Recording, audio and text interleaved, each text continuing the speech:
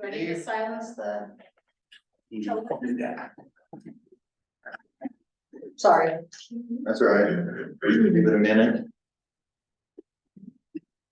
Mute.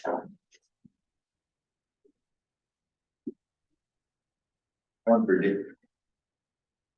Good evening, everybody. Welcome to the North Santiam Sewer Authority work session. Here October 16th at 6:02 p.m. We're in Mill City Hall. Roll call. Mr. Nilsson, Here. Mr. Woodward, Here. Mr. Evans. Here. I am Janet Zienhall, and Mr. Kirsch is on vacation, and Mr. Morano is not present. Not present.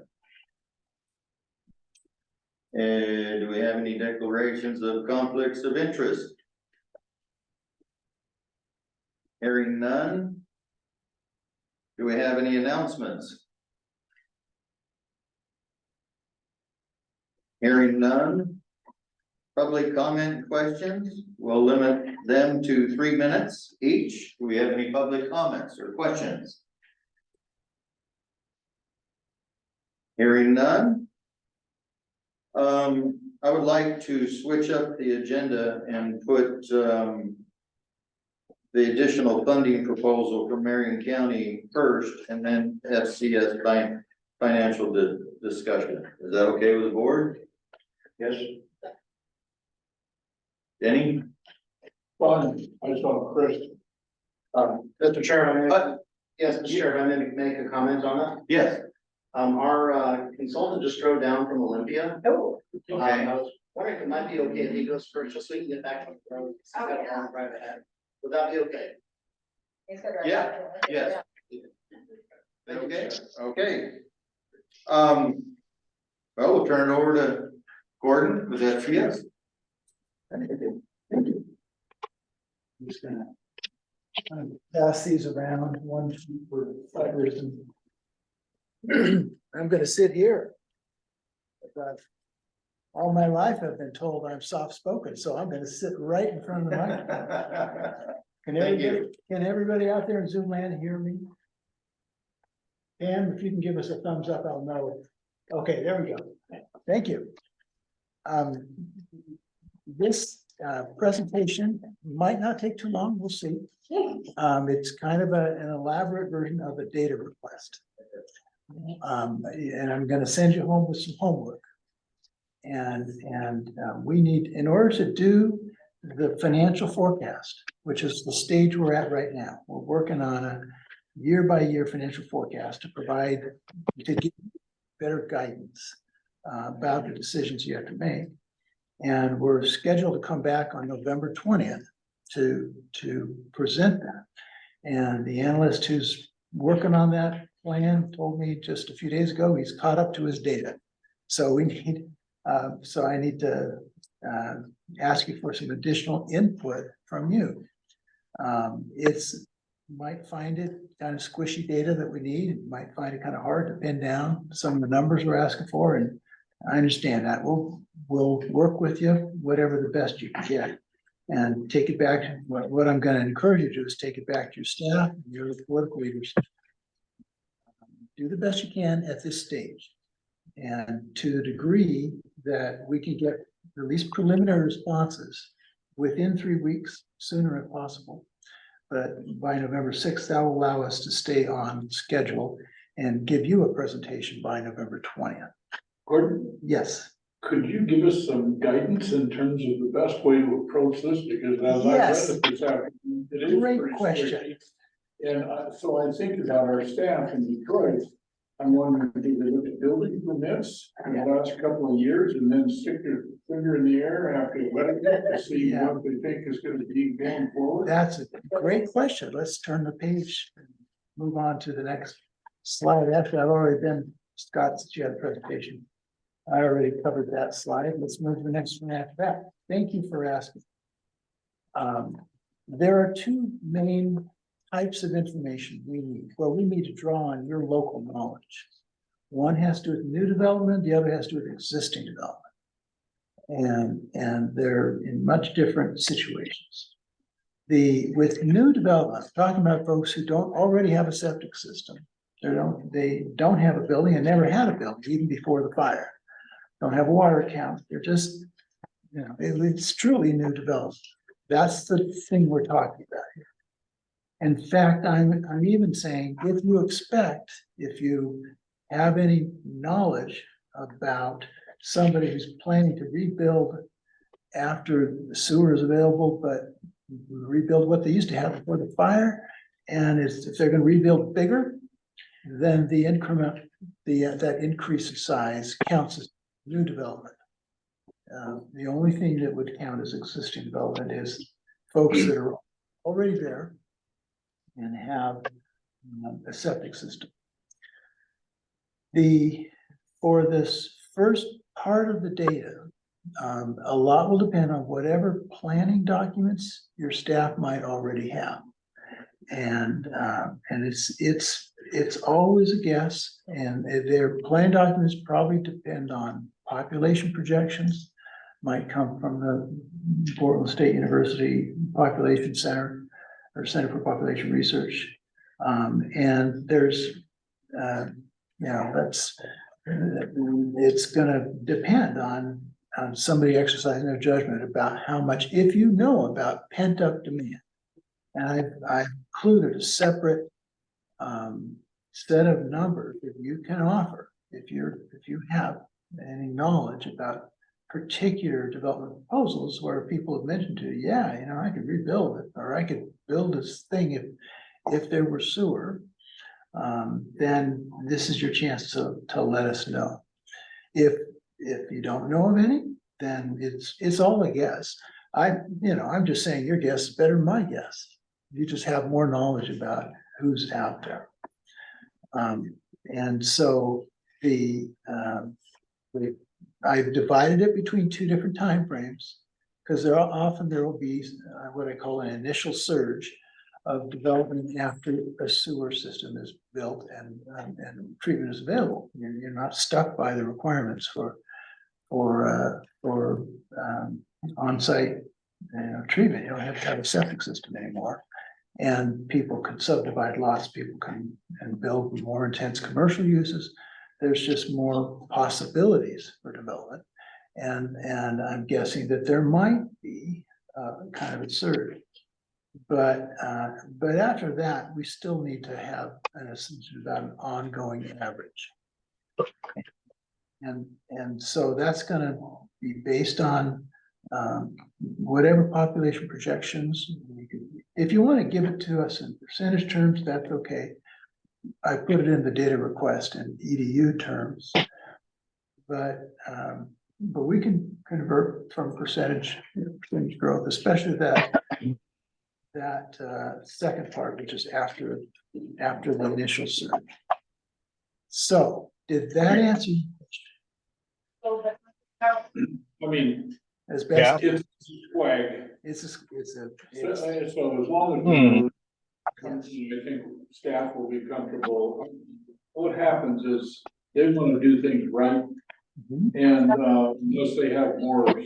Got $100. Hold on a second, hold on. People on the phone, can you please mute, Murray, can you please mute? We're getting some people. Hold on a second, I wanna get this under control so we can. all right. Technology, you can't live with it, can't live without it. It's just one of those things. Is there a way to lock the doors? Just close it. No, outside, I just heard that door shut. Yeah, and Steve has for his like, something. Oh, okay. My But wife- I'll go ahead and lock it down. That's okay. Well, no, it's. Just let her know I if you didn't do know. that. Yeah, Thank you. Don't lock anybody out. it looks like she's muted, okay, it looks like we're muted, we're there. I'm gonna go back to sharing the screen. Think about it, Peter. Okay, so I was asking, do you have questions about this stage? And I think you correctly characterized as a guess. but it's informed by your knowledge is better than mine. How many building permits do you get? Did you used to? I don't know about other communities, but in Detroit, we're all very good with the residential septic systems that we have now, so I don't see surges occurring. Okay, You know, especially if we're looking at 8+ years before we have anything that's permanent in the upper canyon, permanent in the upper canyon. Yeah. So, I'll just help staff with, then there may not be an initial surge. If you're not aware of any pent up demand, then you can put the same numbers for that first 5 years as you do for the subsequent 5 years. There's gonna be some level of growth, because that's the reason we build sewer systems. see, I think we've gone beyond the first surge in terms of residential construction. I don't think there's any question about that. Yeah, the problem I is we're not think- gonna have a system up there for another Yeah, 8 and years. bear in mind, I'm not just asking about residential, it's commercial too. Because the staff might be thinking about numbers of units, not numbers of EDUs, I've suggested a conversion. You know, I've said if you Well, I got, think our surge will occur in the business district, not in the residential, because the residential people have the opportunity to use the septic system, which I think could last for another 20 years if we decide to focus on the business Yeah. district in terms of a permanent system sooner, like down at the state park. yeah, and that might well be the case. Now, here, I'm not talking about existing folks who are already there at this stage. This part of the data press has to do with who might come in, new to town, might say, hey, I'd like to live here. And in order to live here, I'm gonna offer somebody some money and subdivide their lot now that they've got sewer. And then build a new house there. That's the question. And that's one of the reasons, you know, that a sewer system can be valuable, allows that kind of growth. And in a community like Detroit, most of it would be in the commercial side. I agree with that. But there might also be some growth in residential. I had an individual, I'm gonna leave his title and his name out of it, but That's fine. he goes, you know, since you raised the water rates in Detroit and you were projecting over $100 for the sewer, who in the hell's gonna hook up? That's, And so, yeah. I mean, he learned that from the last council meeting, and that was a direct question to me, and I'm going, we're working on it. Yeah. And so.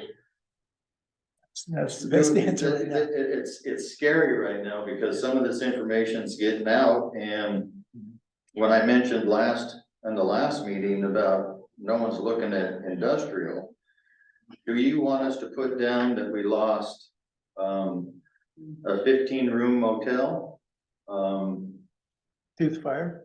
to the fire? We lost one grocery store, 2 restaurants, a pot shop, an ice cream coffee parlor, an old hardware store, which no one was, it wasn't open. But do you want us to put that down? And the potential of what Denny knows on the vision of the town and there are certain people that want to be done. You want us to put that down?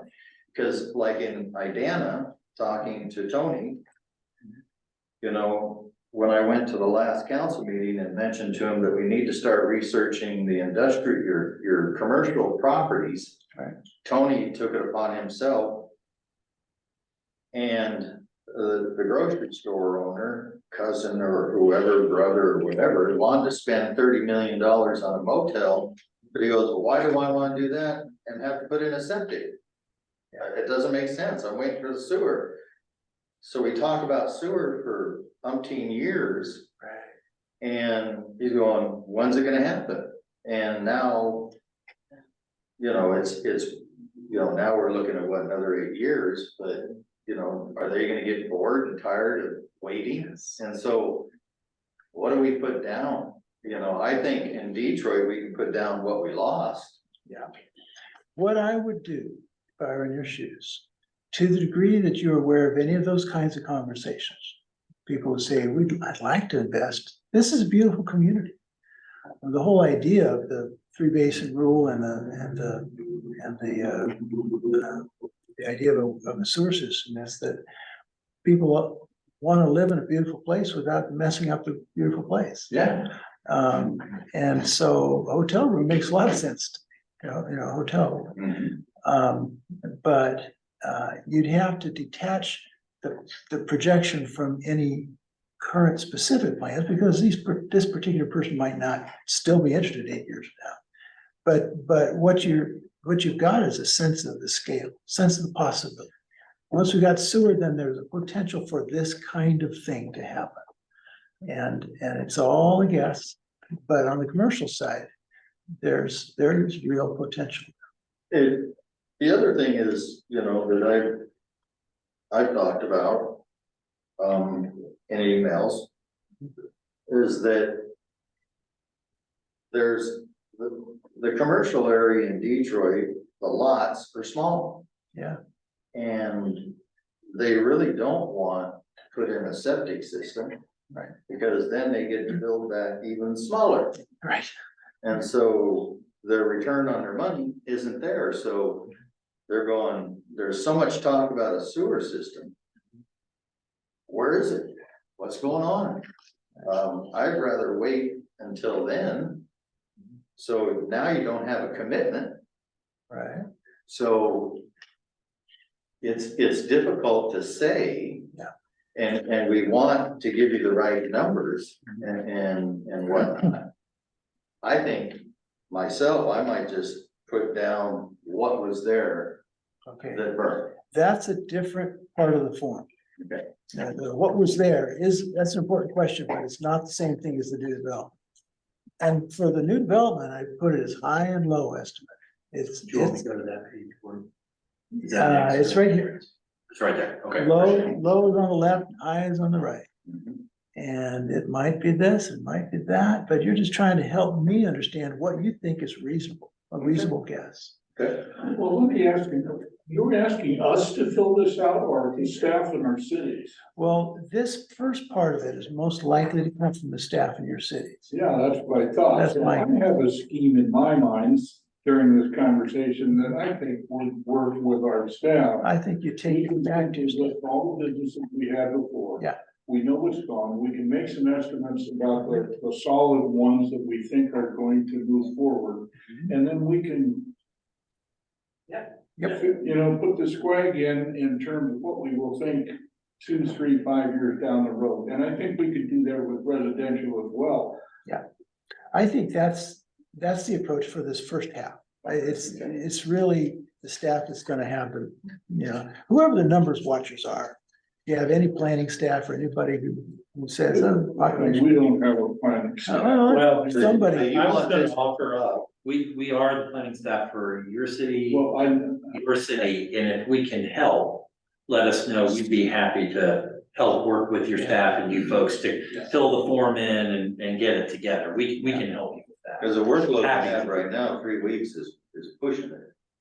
I mean, we might be able to help you with that, so if we can assist in that area. Yeah. We'll assist. Thank you. but it's not, don't worry about getting the right number. It's just giving us guidance. I'm willing to take responsibility for my own guesses, but I just want them to be informed as best I can from whatever local knowledge you have. if they're guesses, there's no responsibility, so I Yeah. won't worry. Yeah, high and low, this is all a matter of conjecture. So that's the first half, that's new development. Second half, there's more specific knowledge that you might have. Next.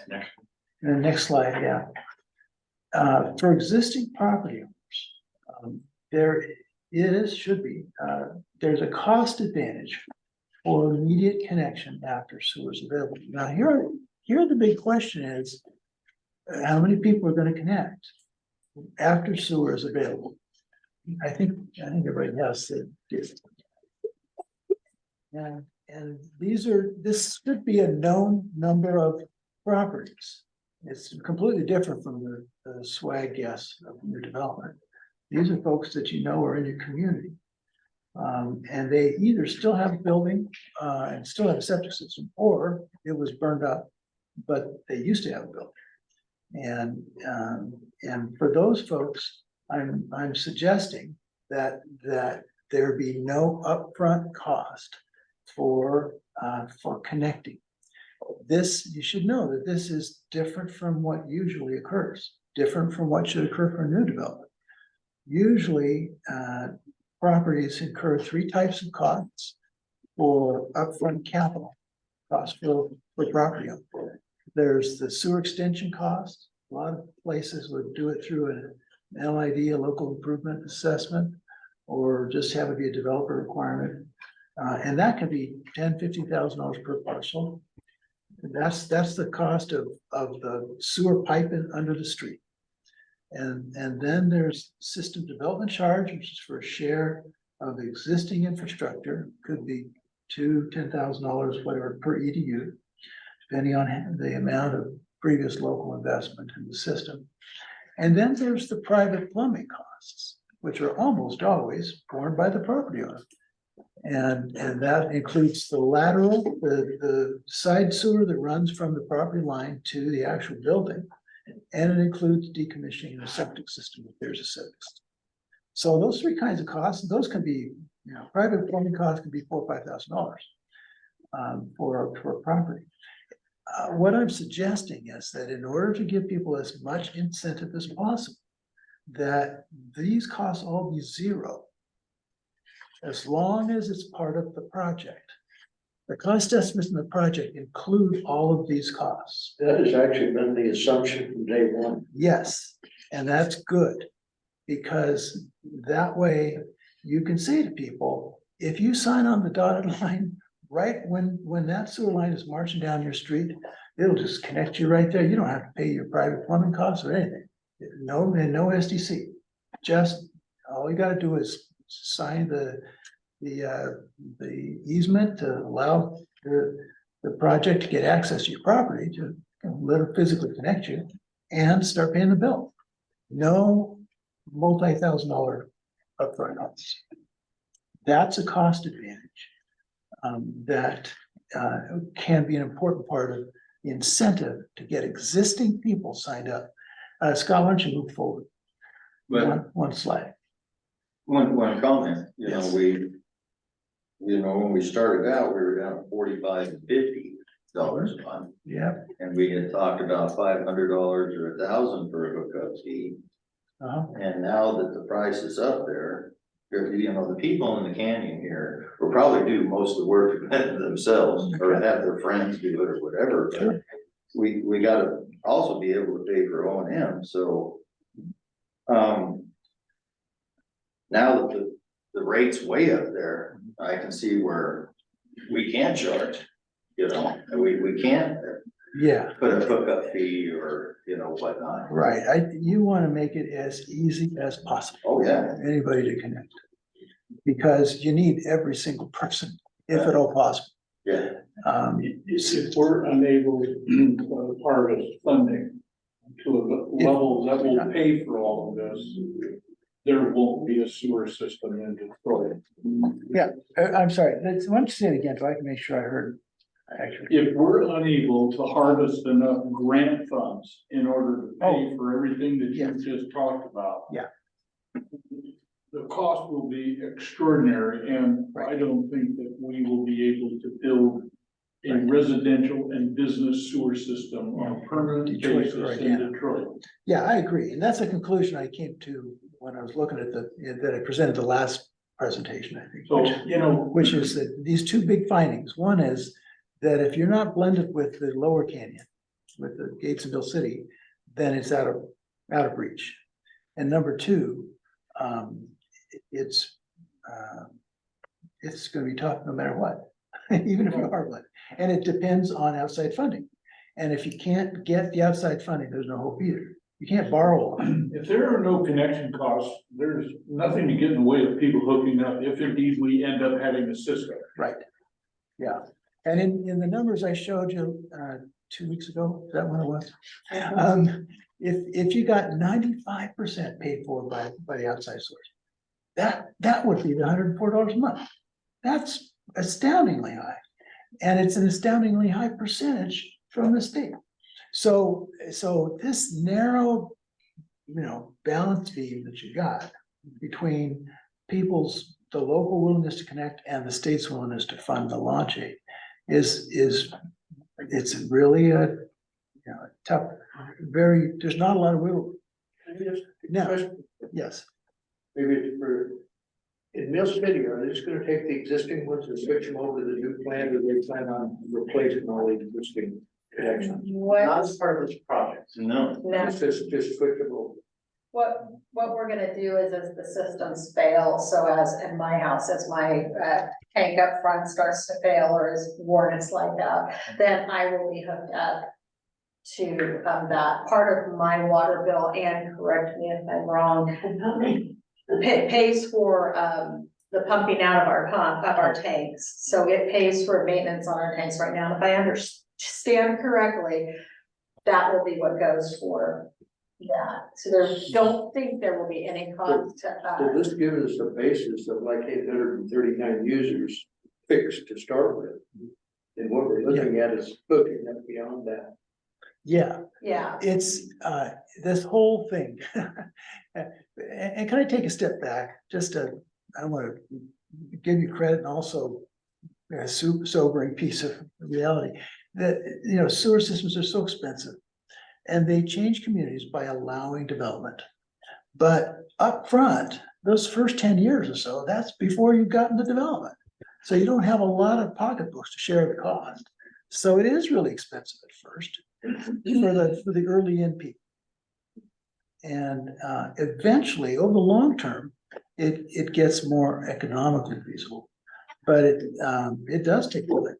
And to make that economies of scale. Maybe one thing I was thinking that might help too is if we can identify any programs from the state level or even county level that would give financial assistance for utilities for low income people.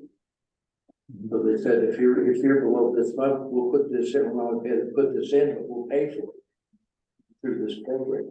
That would certainly help if we could do that. Well, yeah. anything we can tap will help. Right. Yeah. And if we could identify that as being available, we could make it part of the program, so. But upfront, I mean, we're already assuming 95% is covered by somebody else. Mr. Scarry, you have a raised hand. Yeah. Brian, Nicholas. Brian and Chris, I think, Oh, yeah. want to speak to that. Correct me from what something I've said, Brian. Oh, no corrections. I just, I was kind of letting the conversation pan out for a little while. But I do want to take everybody, just like we were doing, take a step back. And keep in mind why it is that we're asking for these numbers. It's because, we're not on the final solution yet, but the information that you provide is going to help make sure that we have information in our, sort of in Gordon's model. So as we refine what the final solution is going to be, we have those numbers. So I do think that most of the cities have a sense of what their post sewer solution, whatever we end up being able to afford to build in each of the different cities.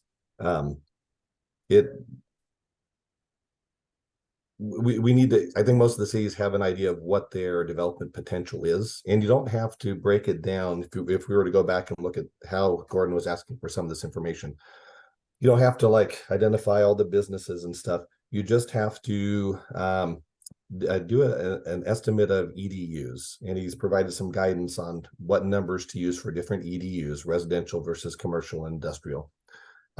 And this information will be helpful down the road as we fine tune the economics of the final solution here. So I want to keep that in mind. Everybody keep that in mind. We're not solving what the final solution is going to be here, but we are making sure that Gordon's collecting the information he needs so we can move quickly on refining the financial model along with the engineering solution. Does that make sense? Thank you. Another question? Just Chris, you had your hand up? No, I was just gonna say that, so. Oh, okay. Okay, Anything else, Brian? Well, on this, the second topic that Gordon's talking about, this is really important. It is time to start having those conversations at your city levels about what your city would commit to in terms of requiring connection under what circumstances, because that will feed in to, you know, Gordon's going to take he's going to take development potential and he's going to trim that number back based on the kind of like the political appetite each of the cities have in terms of requiring property owners to connect. We don't have to solve, we don't have, there's not enough money to build a sewer system in Detroit. We don't have to worry about that right now, but we do need to have some sort of framework around, under what circumstances this individual cities will require property owners to connect. And that will give Gordon what he needs to kind of trim those true potential development numbers down to the actuals, something a little closer to actual, and then do some projections out into the future. So they're just encouraging everybody not to get too, too tied up emotionally in having to have the perfect solution or having the answer to the questions. We just need to get something representative that cities feel is going to be their development potential. And then, like I said, if you haven't had those conversations at the city level about the circumstances under which cities will require people to connect, now is the time to start that conversation. and I'll get to that in the next few slides, because that's Thank you. part of the presentation. Before I finish this slide, I'm sorry, go ahead. Well, just a little bit more guidance. I think in your material, it gave the example, if in the business district, for example, you had a restaurant, you would count that as 1.5 EDUs. So if you got a 40-seat restaurant, that's only 1.5 EDUs. Now, the thing I put on the data request form is assume 1.5 on average per commercial building, unless you have specific knowledge of a larger commercial building. Okay, well, for example, I know that Chris and It- Brandon are working with Russ, and he's planning on a restaurant with more seats than I just mentioned. Right. So, And you know, if that's, there's a little confusion there for me in Sure. terms of how you calculate that yeah, in terms of the EDUs. If you're gonna I'm have- trying to work with however your population forecasts might work with when you're planning folks. If they say, oh, we think there's gonna be, 3 commercial buildings per year on average or something. Well, what's a commercial building? I say, if you don't have any specific knowledge, count it as 1.5 EDUs. Okay, thank you. But if you do, if you're thinking, oh, this particular site might be developed, then think of it based on the reality. So that the 1.5 is for averaging purposes. Now, I'm assuming, and I told you about that cost advantage for people who just sign on the dotted line while the sewer pipe is marching down their street. I'm assuming the parcels with pre-fire structure and septic systems would also be eligible for the subsidy of the upfront costs. So they would also have the right to not have to pay a nickel upfront. But instead of starting to pay the sewer bill, they wouldn't have a building on site. But I'm assuming that they could be charged a reduced monthly ready to serve charge, kind of like the folks in Mill City right now, who are the not in program customers who pay a reduced rate that covers the utility administration and debt service and nothing else. They're not actually receiving service, but they have that ability to connect. So that's another part of my assumption. When I ask you for that data, I'm not going to be assuming full rate for those people. I'm gonna be assuming a reduced rate. Now the next slide. Sure, I just want to let the chairman know real quickly that Janet, the engineer's asking, and to everyone, at another time, like to discuss your comment about Mill City existing connections, just to make sure everybody's on the same page. That's Okay. a separate question. All right. Is that okay? I was, Okay. I was Thank you. curious about that too. That's a question I And then, have. do you want me to go to the next slide, Gordon? Yeah, then why don't you go ahead and do that? All right. Septic sewer conversion is always hard. And I've worked on this for about 17 years or so as a consultant, and it's just tough to do. For a variety of reasons, septic systems for the property owner are, they have a high capital cost liability, but really low operating costs. And it's hard to trade, hard to start paying this big monthly bill in exchange for what? I don't know. I mean, the big liability might not come, the bill might not come due for 5 years, 10 years, longer. And then boom, you gotta spend $25,000 to replace some septic system. But until then, it's a good gig. And the whole idea of an ongoing sewer bill can be a really tough transition. Now, there are increased property values from being on a sewer line. But that's not evident until you sell the property. So if you're planning to just keep living in your house, then the higher property value isn't any good until you're not living in your house. So the logic is really tough for the property. And in addition, with new development, a property owner is already borrowing money and they can evaluate the cost burden before committing. With existing development, people are already using their property, and so new financial requirements are more disruptive. If I'm just living there, living my life, and all of a sudden I have to start paying more money, it just doesn't feel too good. So that's the reason I'm suggesting, and you've been assuming that no upfront costs. Let's make it as easy as possible for people to make that transition. It's already gonna be hard. We don't want to make it any harder than it already is. Next one. Next slide, yeah. Now, there are 4 levels of connection requirements I'm going to suggest, ranging from strongest to most lenient. And I'm gonna ask you to go back to your decision makers, your mayors and city council members and your city staff and start this process of talking over, ask yourselves, what are we willing to do? Or how hard are we willing to lean on people in order to get them connected? So these are the types of connection requirements. The strongest form is to connect when sewer is available.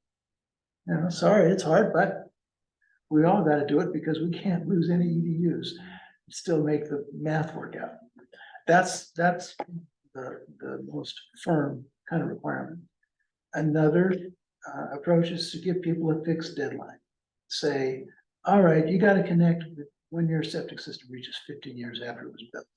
So you're going to have to connect 5 years, 10 years, whatever from now.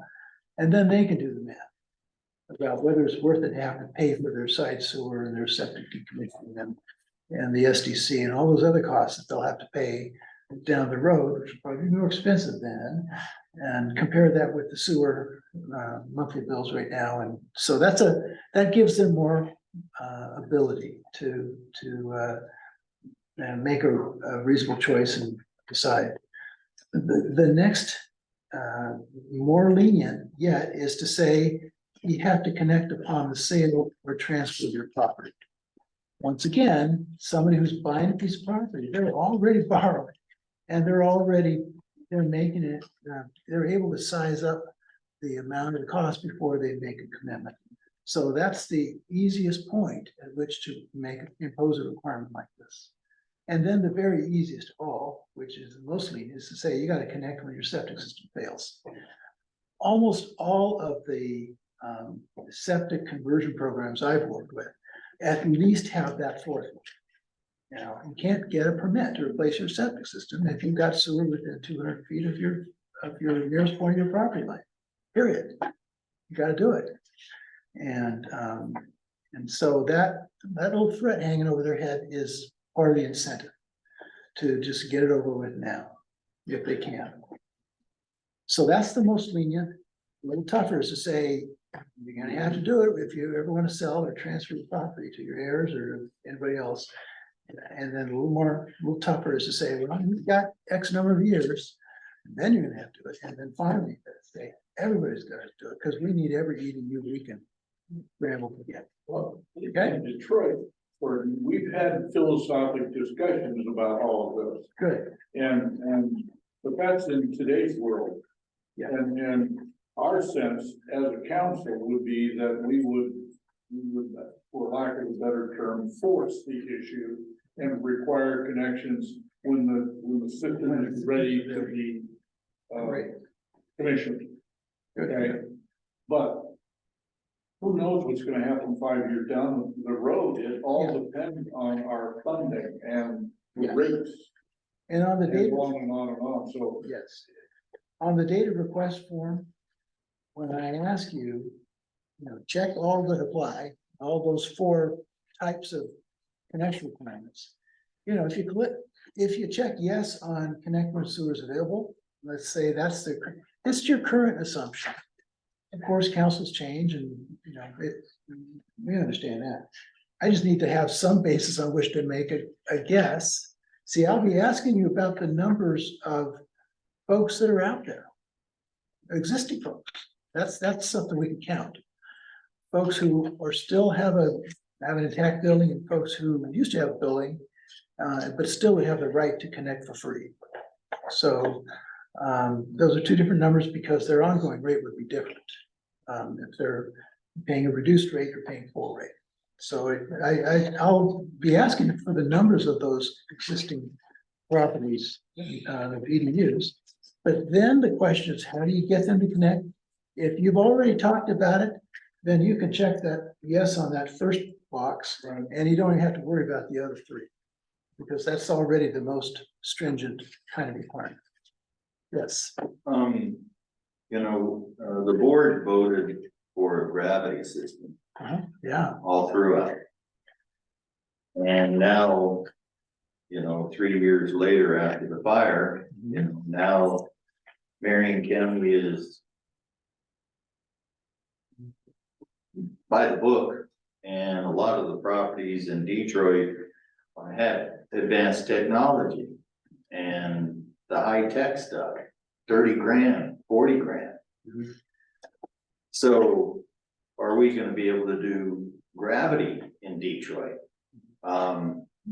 That means, and when a gravity system comes in, that means you're getting rid of the tank, decommissioning the tank, the drain field, the whole ball of wax, and they're going, I just spent 30, 40 grand 5 years ago.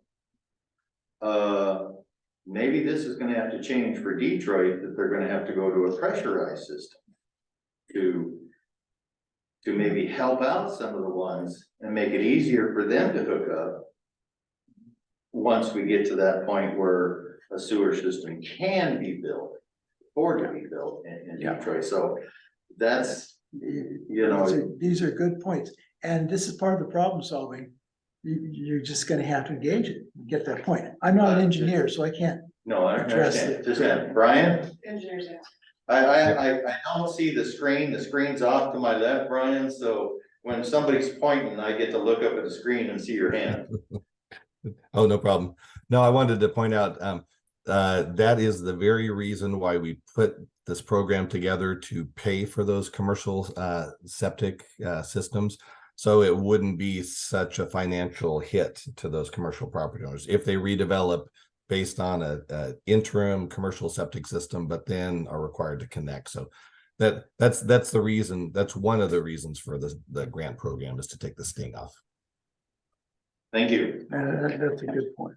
Mr. Chair, I'd like to take a look at time and how long our meeting's supposed to be and getting Gordon on the road. All right. Okay, it's 15 till. We're on, this is an hour meeting, right? Not a 2 Oh, hours. is it? 2. Oh, it's a 2. Okay, never mind. Oh, good. Okay. All right, well, this Thank is my second to last slide, so that's the good news.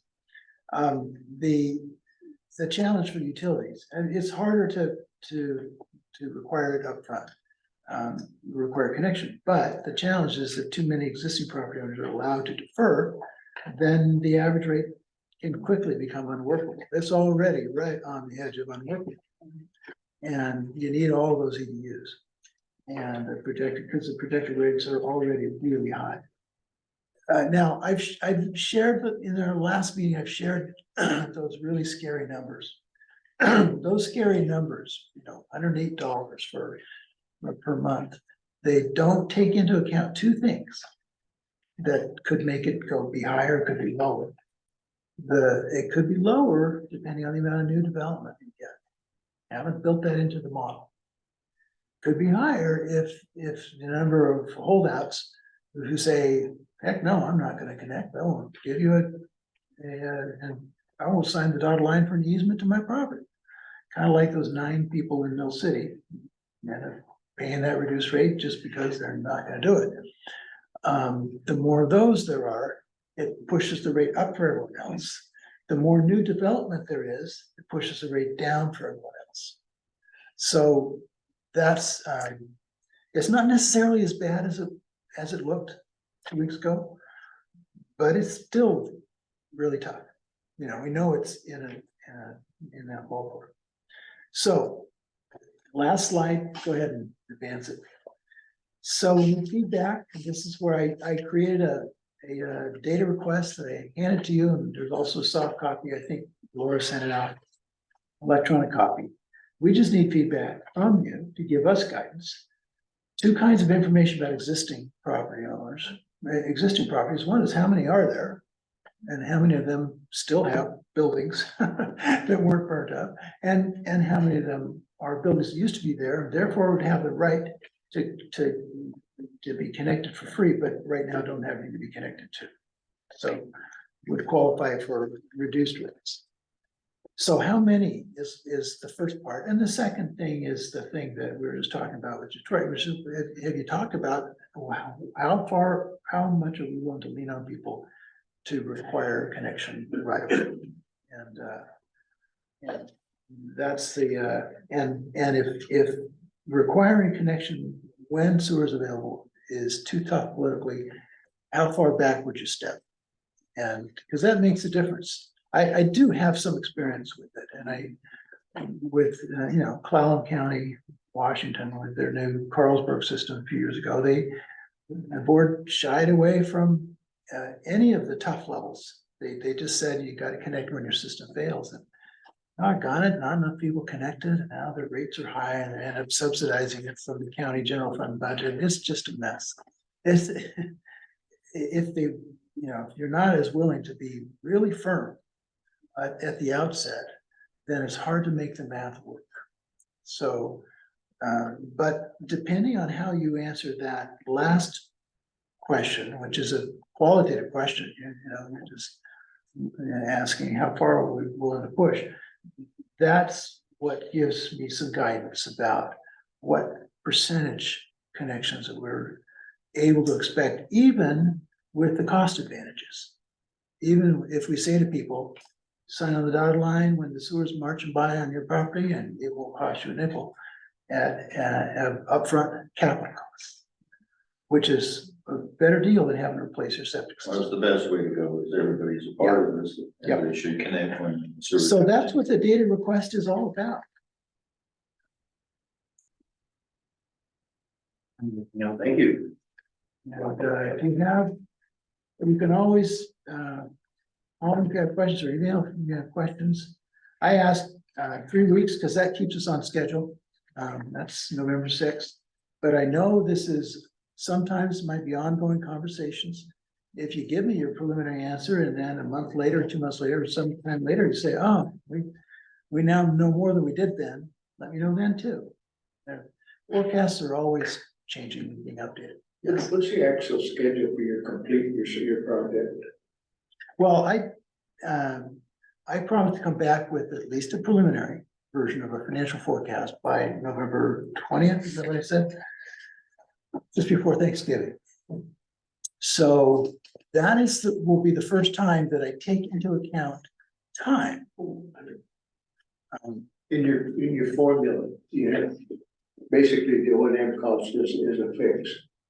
Well, And it looks like basically basing the numbers on the 837 for here and Yeah, and I, 837 for the whole system, which gets you to the $201 a month at the 95%. mhm. Okay, we've been given examples, so this kind of it's based on Kelly, tell Kelly if you. Yeah, Kelly gave us the. Your recommendations, what's it, of course, they're online on that, somebody does what they say they want to be right, so they're taking the extreme, they're saying you have multiple fully certified people, you have staff, but so you got the other end of that, where we have the existing down at the Road River, with the other way, they said we went aggressively and reduced our cost, and they got their cost down to $15 a user, which is extreme, that's not realistic, but there is some pretty extreme. My hunch is that if you're gonna be asking any outside party, like the state, to pay for 95% of your system, they gotta have confidence that it's gonna be maintained right.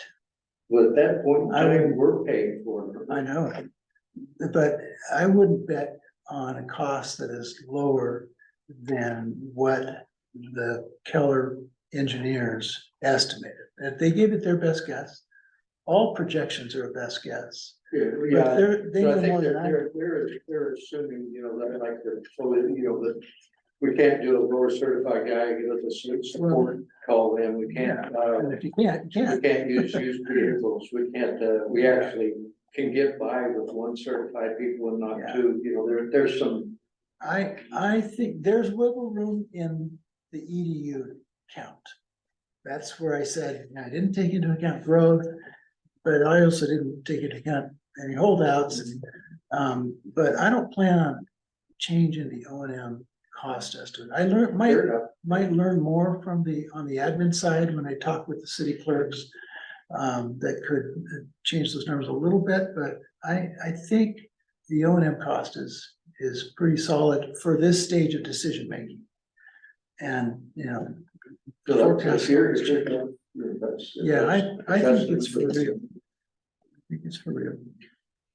Other questions? No, we thank you. Yeah. I mean, I don't have any questions. Anybody else? Okay. Thanks, Gordon. Yeah, Thank Please you, be Gordon. safe driving home. yeah, thank you. Are you driving all the way back from Olympia tonight? Yeah, I've got a really more to be. Oh, my goodness. So thank you for all this. That's why, that's my wife can't wait. Great driving. All right, thanks, everybody. Be safe. All right. Anything else with? All right, so now we turn it over to Laura Sure. for the additional funding proposal for Marion County. So over the past, well, probably few months, actually, I think since June, NSSA board members have identified a need for additional funding for NSSA through at least the end of December 2026. And likely beyond, but at least through 2026 for NSSA to advocate for more funding, to manage the process by which the plant is going to be coming online in Mill City, staffing, just other staffing needs. 2 weeks ago, Marion County signaled to staff that funding sources to support NSSA through December 31st, 2026 might be available. And they requested that a draft proposal of the estimated funds needed be provided. Staff spent last week creating that proposal.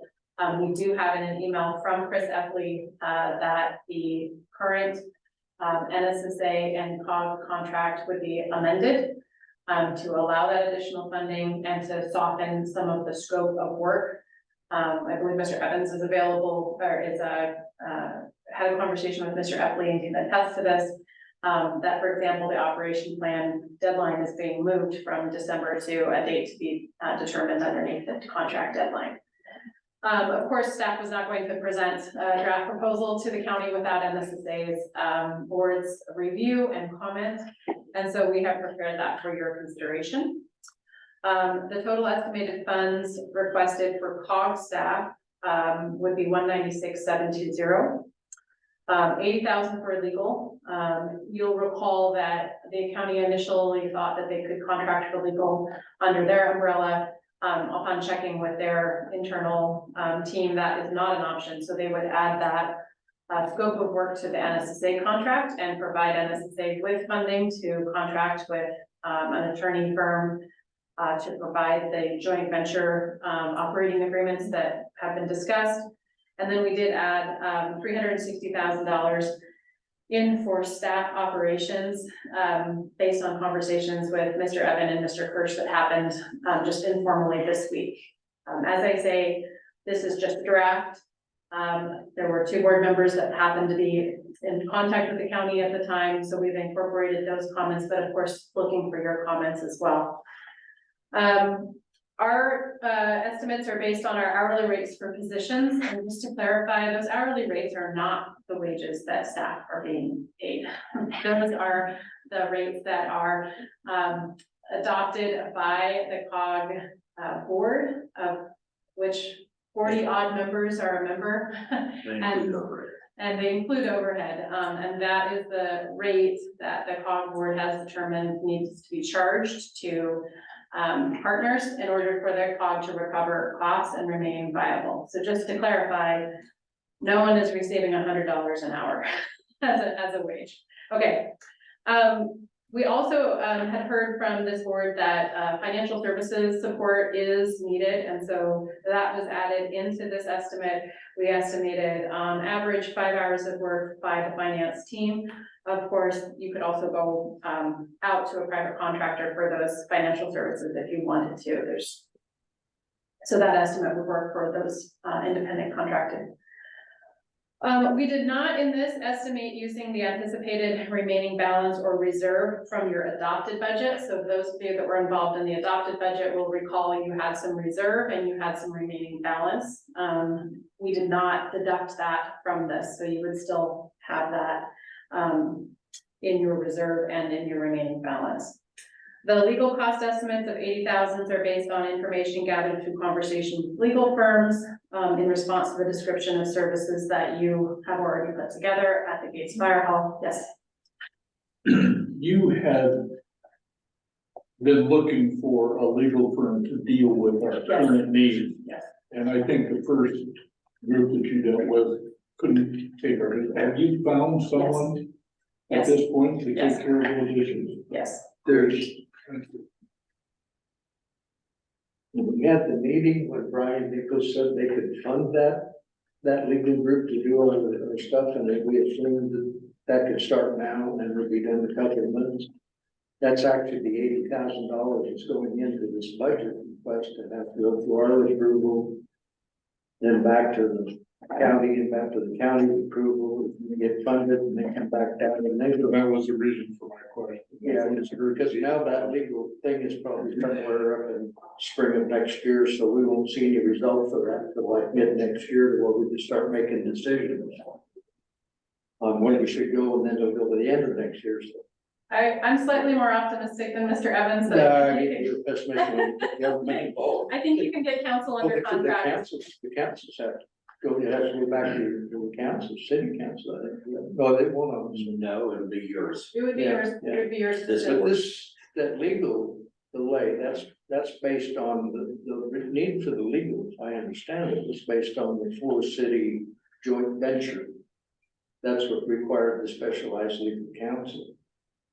If we back off and just made it an intergovernment agreement between NSSA and Bell City to get started, that could be done through our legal group, it wouldn't require any, so we might consider, that might be something that we could consider. I don't know, we can talk about, we need to talk about that maybe on the 30th, it would be Yeah, that's what point of we're gonna discussion. discuss on the 30th. Because that might be the direction we want to go, is get, because We'll it discuss that. behooves us to get something started as quick as possible, because it's becoming obvious we will be taken seriously for any future funding if we don't have an organization in place that we're here, we're working, we can take this. Then they say, okay, Oh, that's my okay. view, Got that's your my. hand up again, Brian, just a second. Yep. Just a little bit of clarification there. let's see. So we've already, I've already got verbal approval on the 80,000. And I should say, I apologize. A month ago, I told you at a work session, our work session a month ago that, yeah, that we could contract through Keller and I guess I spoke a little too quickly. We do have a policy at Marion County that we can't engage outside legal counsel without our own internal legal counsel approval. And I thought we had that all sorted out, you know, more than a year ago when we put out the scope of work that that was ultimately awarded to Keller, because it does provide for some legal support services. And anyway, our legal counsel changed their stance on that. So I apologize for putting NSSA in the position. However, we already have approval on the 80,000. So we'll be working on getting the agreement amended. I even kind of nudged COG if there was, you know, unspent funding in the first $150,000 grant, they could go ahead and start that while we revise the agreement to add in, you know, they could engage a legal firm while we go through and get the funding agreement amended. So trying to do everything we can to help expedite that process. That give you enough comfort to go to your people and say, okay, we've got the money. Thank you. Can you start working? I think we can take a look at the numbers and see what we can do. We'll discuss it on the 30th and then we'll make a decision. You know, that's our next work session, the 30th? The 30th is, I'm not sure what you're asking me, Mr. Chair. No, okay. Right now, we can't make a decision and tell you what to do and go forward and everything else right now. That can't be done till November 6th. Right. But we can discuss what you're thinking about. Yep. What they were talking about here. Because there's a possibility from the COG standpoint, if they're getting comfort enough feeling that they're gonna get that 80,000, their legal team will start working now based on the fact that they're going to get that. I take Brian's word for it. That's where the comfort for their point of view comes into it. But if that's the case, then we're back on the road now. Yeah. To having probably a couple of months of legal solution that we can really talk about. Let's save all that for the 30th. And then, right now, I have a question. You had a third figure. I didn't get that written down. The 360, it's in the first paragraph of the memo. The 360 for staff. Okay, yeah, which is- that's, I just didn't get that number right there. Sure. Which, I was just getting to that point, which is, again, in brief conversations with board members who happen to be having conversations with us anyway. Tim Kirsch signaled that he'd be interested in a 0.5 FTE administrator that would oversee the operators and the technician. Ron Evans also signaled that he would be interested in, of course, having some operator and technician support prior to turnover, prior to the December 2026. We put together those estimates based on a quick review of administrator salaries for small cities for both administrators and public works supervisors and technicians.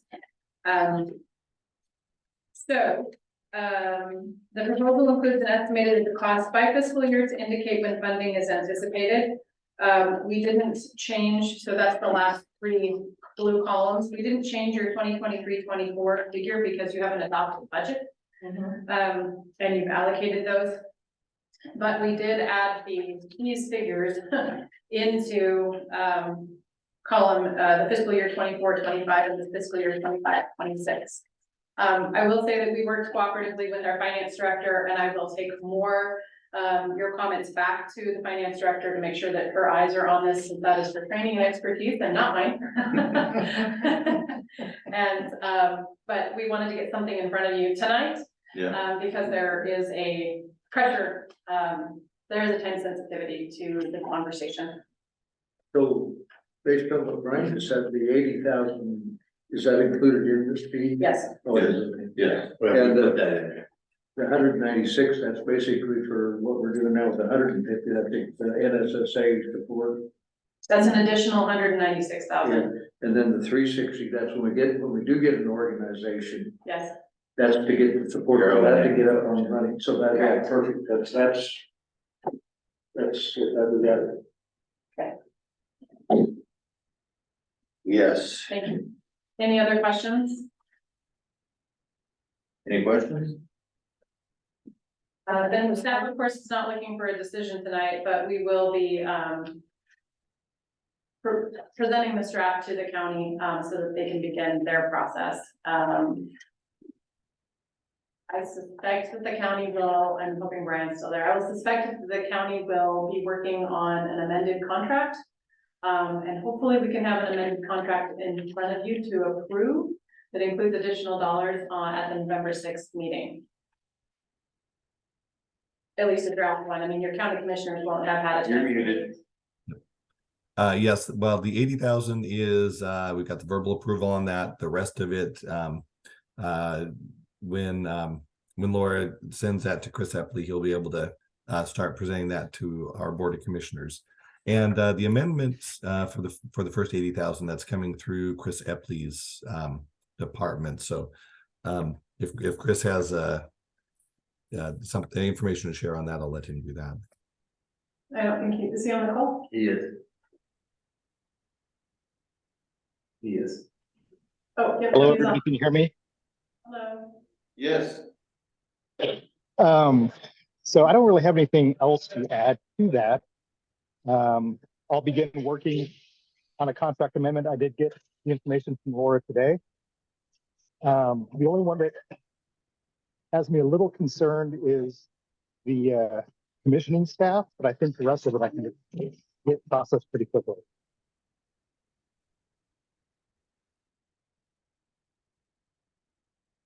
Did everybody understand that? Yeah, the, one thing to do, the commissioning staff say the commissioning period, basically round numbers is a 6 month, half a year, and half of 750 for the phase one projected O&M cost, is about it. And do you think the numbers that are in there are appropriate, or did you want to And change? these them? are, yes. Okay. I think so. They probably have better guess. Does that sound right to you for the first 6 months of during the commission, getting an organization up and running, trained and set up? So, sorry, go ahead. No, what I was gonna say is what, Chris, correct me if I'm wrong. The First Amendment in contract is for legal. And then the second one that they're dealing with is administrative support. And then the third piece would be that O&M. So in other words, Chris is taking this a chunk at a time with the county board. Is that right, Chris? Is that a fair way to say it? Chunk that needs to get done, next one, then the third one. Yeah, I think that's fair, and they'll probably be the first two that will happen pretty quickly, and the third one will be a little later.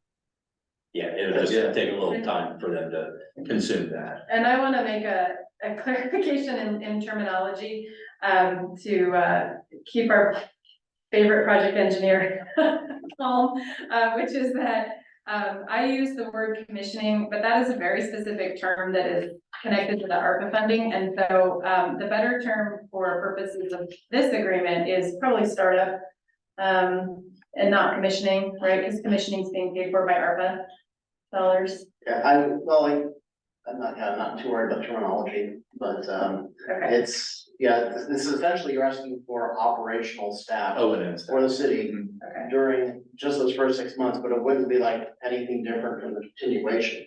Okay. It would just be operating staff. That's Yeah. the 360. Yeah. Okay. And so if I understood that 360 was based on taking the O&M. No, I just wondered how they got there. They said you could actually do it that way. It's sort of about there. No, it's based, I think it's based on there's an aspect of getting, like if we have to set up a new program for billing program, it's identifying that, getting people trained on it, having people trained on it, getting staff in place. But before the commissioning starts, so when the commissioning starts, they'll be monitoring and working with the commissioning phase to become smart. And when during commissioning, when somebody's switched over onto the new system, there's a mechanism of certain people in place to take them on and put them into the billing and get support for them as soon as they're turned on to the new system. So we're talking like billing, rate collection, so we're talking administration of the Yeah. system. So it's administrative staff, not Or is it operating maintenance? Well, the Are you operator needs to talking- be there too, because he needs to be at the same time going through the whole SCADA system as things come on, getting all the piece parts and getting smart on all that, so.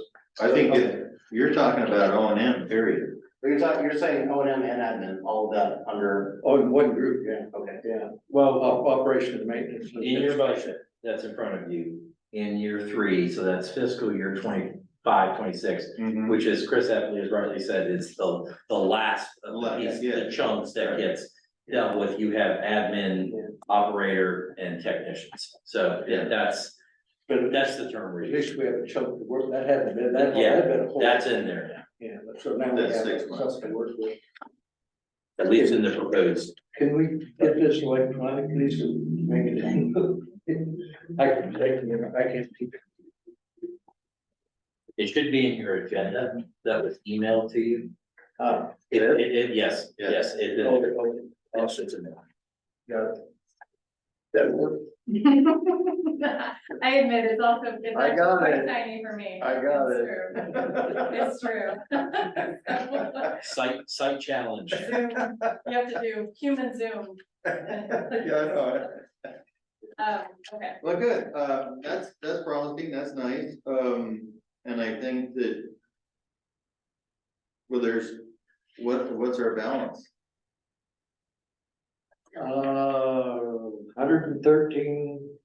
113,276 or something like that.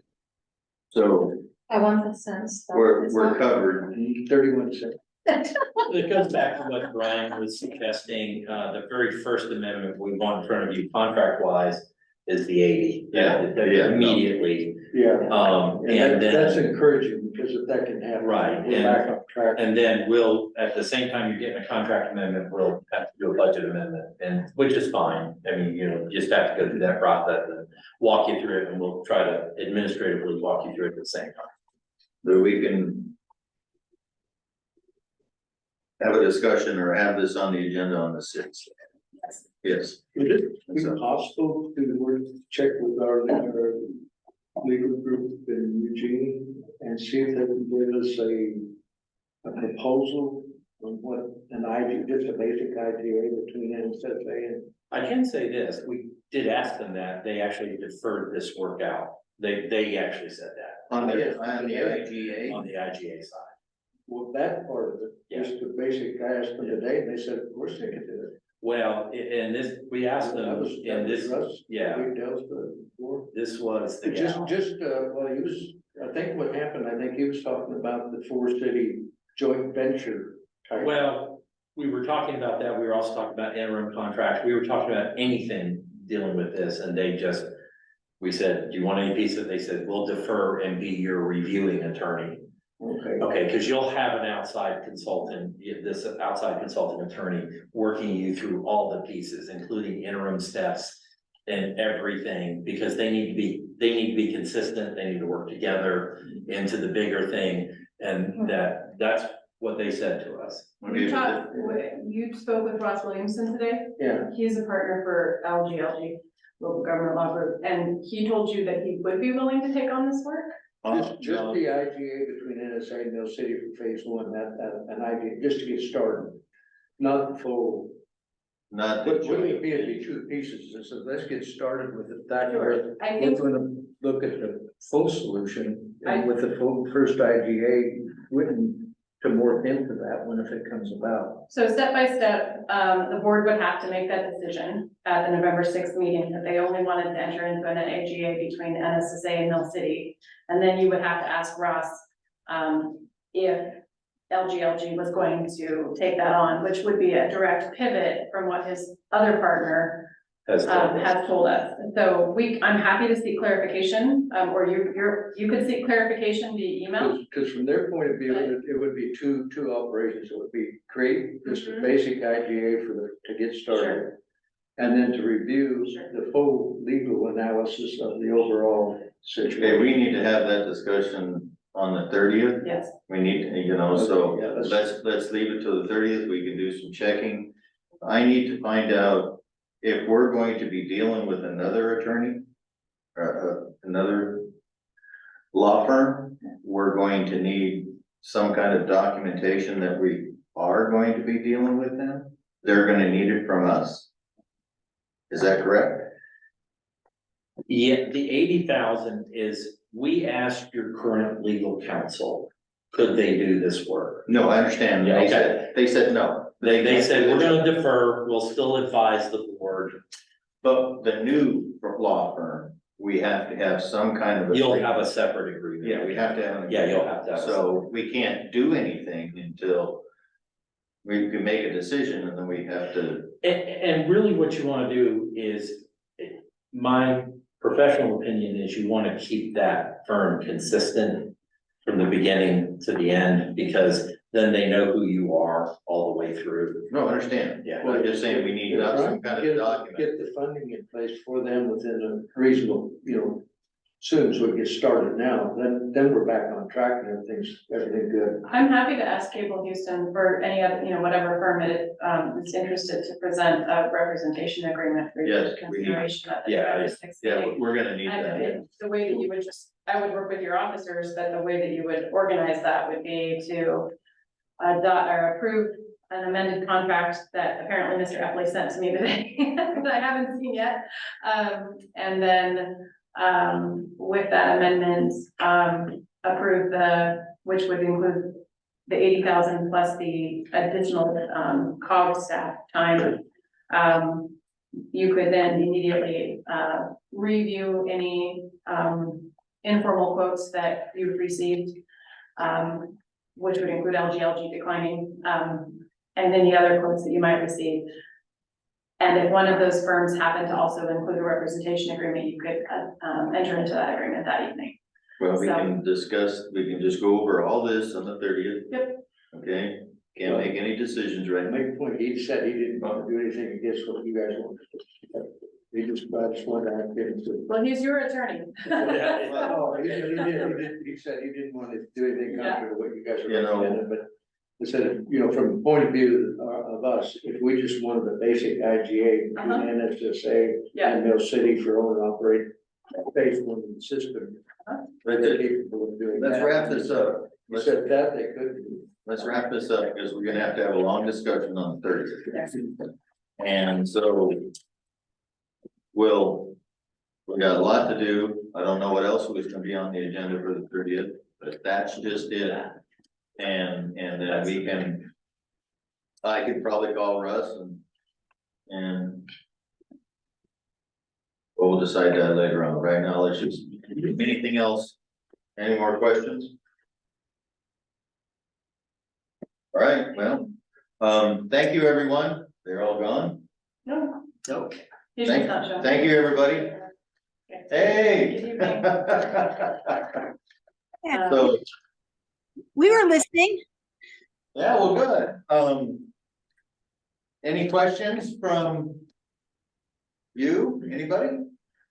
No, it's just watching the process, and I know it's a big lift, and you've been at it for a long time, and I applaud you for keep going. So good job. Yeah, sometimes. We'll leave it at that.